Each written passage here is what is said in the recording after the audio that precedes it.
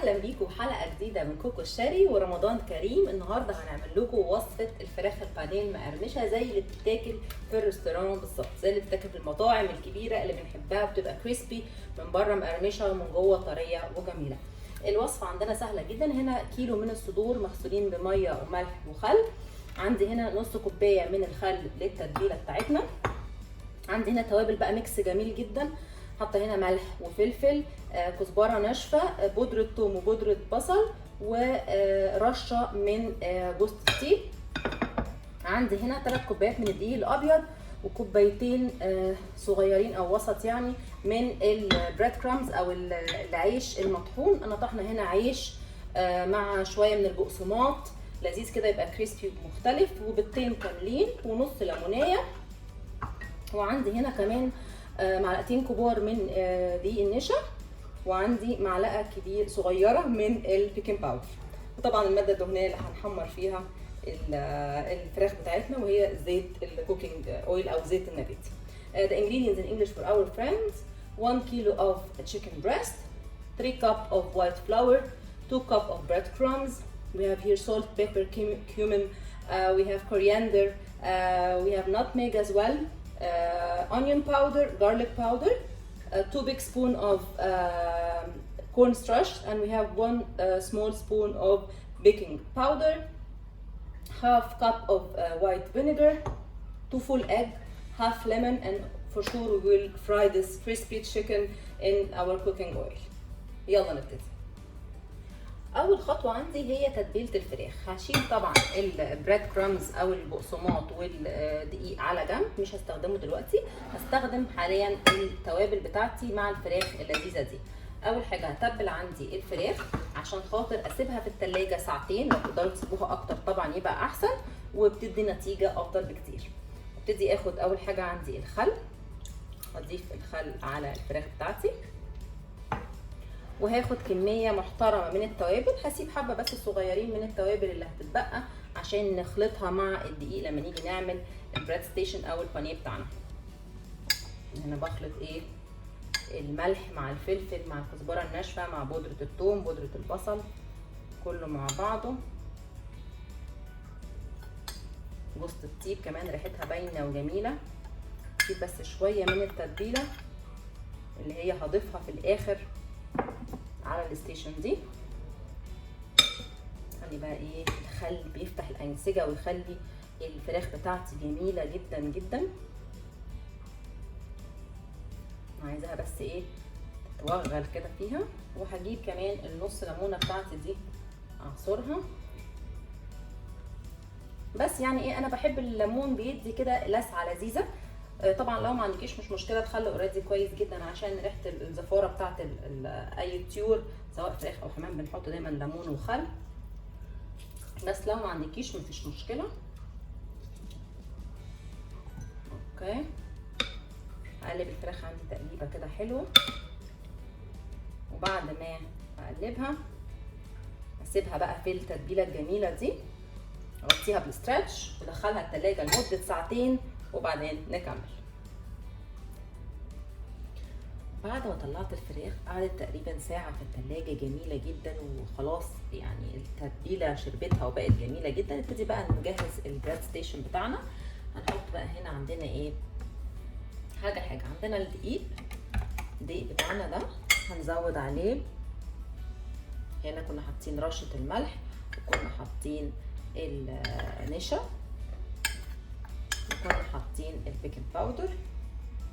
دي اضافه لذيذه جدا برضو، بتخلي الفراخ بتاعتنا كرانشي وجميله جدا. هننكه برضو معلقه من التتبيله اللذيذه بتاعتنا دي، مجموعه التوابل بتاعتنا هحطها على الدقيق واقلبها بالشكل ده كده. احطها على جنب. وعندي هنا البقسماط بتاعي الجميل، احط الدقيق هنا والبقسماط ستيشن بتاعتي بالشكل ده كده. البقسماط هاخد جزء من الدقيق احطه فوق البقسماط، والجزء التاني هسيبه عشان اعمل بيه الطبقه الاولانيه.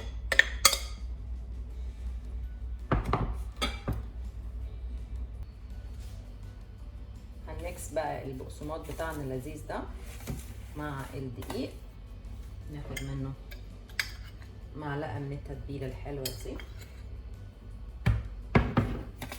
ونميكس بالشكل ده. ده كده اللي هي ايه الطبقه الاخرانيه خالص، اخر طبقه عندي. تمام. فبقى هنا عندي الميكس الجميل ده، وعندي الدقيق لوحده هنا ده، وعندي الفراخ بتاعتي. فاضل ستيشن كمان وهي البيض. البيضتين دول هكسرهم، نكسر البيضه بيضه كده زي ما احنا متعودين، ونضيفها، اتاكد انها سليمه ونضيفها. واضافه لذيذه جدا لو حابين، دي انا بعملها بتخلي طعم الفراخ جميله جدا، اللبن الفريش او اللي هو الباتر كريم. احط 2 صغيرين من الباتر كريم او اللبن الزبادي. لو ما عندكيش لبن رايب ممكن تحطي لبن زبادي، مفيش مشكله، لبن رايب او لبن زبادي. دي اضافه رائعه، مش عايزه اقول لكم بتخلي الفراخ جميله ازاي. هاخد برده معلقه من التتبيله ونحطها بحيث يبقى عندنا كل ستيشن فيها التتبيله اللذيذه دي. نحط بقى كده البيضه مع التتبيله مع اللبن الرايب كده، يبقى عندي الستيشن جاهزه. هنطبق ازاي بقى؟ بمنتهى البساطه، هوريكم واحده او 2 وبعدين اكمل انا كله واوريكم على القلايه. ناخد الفراخ بتاعتنا اللذيذه دي من التتبيله الرائعه بتاعتها، اسحب واحده كده، احطها في الدقيق. اول خطوه عندي عايزاها تبقى متغطيه كلها بالدقيق من كل حته زي ما انتم شايفين كده. نشيل اي دقيق زياده وننزلها في خليط البيض مع اللبن الرايب المتبل الجميل ده، وبعدين نحطها عندنا في اخر ستيب وهي الخليط اللذيذ ده بتاع البقسماط مع الدقيق، ونضغط حلو قوي. عايزاها تكون متغطيه حلو جدا جدا، ونقلبها. نعمل نفس الكلام الناحيه التانيه، نوريكم شكلها كده. ده شكل الفراخ بتاعتنا، نحطها على جنب ونكمل لغايه لما نخلص الكميه كلها. كده بعد ما خلصت كل كميه البانيه اللذيذه بتاعتي، بص شكلها جميل ازاي والتتبيله بتاعتها جميله ازاي. احطها بقى في التلاجة تقعد ساعه، وبعدين اقليها في زيت سخن ونوريكم شكلها. ده منظر الفراخ البانيه بتاعتي بعد ما قعدت في التلاجة مسكت نفسها. كده بقى نحمرها ونوريكم شكلها. بصوا جميله ازاي، القطعه ماسكه نفسها وجميله. ما بنحطهاش ساقعه، بنحطها لازم تكون روم تمبرتشر عشان ما تنزلش درجه حراره الزيت. هنحمرها في زيت غميق ونوريكم شكلها. حطيت الزيت عندي هنا بقى سخن، مش لسه مش درجه حراره الغليان كده، وابتدي انزل الفراخ البانيه بتاعتي الكرانشي الجميله دي. عايزاها تستوي حلوه قوي من بره ومن جوه وتفضل كريسبي وجميله. مش هسخن قوي الطاسه، ومش عايزه اسخن الطاسه، لو في حته صغيره ممكن بس احطها. خلاص كده تمام. هنحط الثلاثه دول عشان مش عايزه اسحمها، عشان تفضل كريسبي وجميله. مش هحركها لغايه لما تستوي من الناحيه دي، بعدين اقلبها على الناحيه الثانيه. كده الفراخ البانيه بتاعتي اتحمرت، خدت لون ذهبي جميل جدا زي ما انتم شايفين. نطلعها بقى على ورق ماكس، كريسبي جدا جدا، ريحتها رائعه زي اللي بناكلها في المطاعم بالظبط. هنخلص كل الباتش ونوريكم شكله.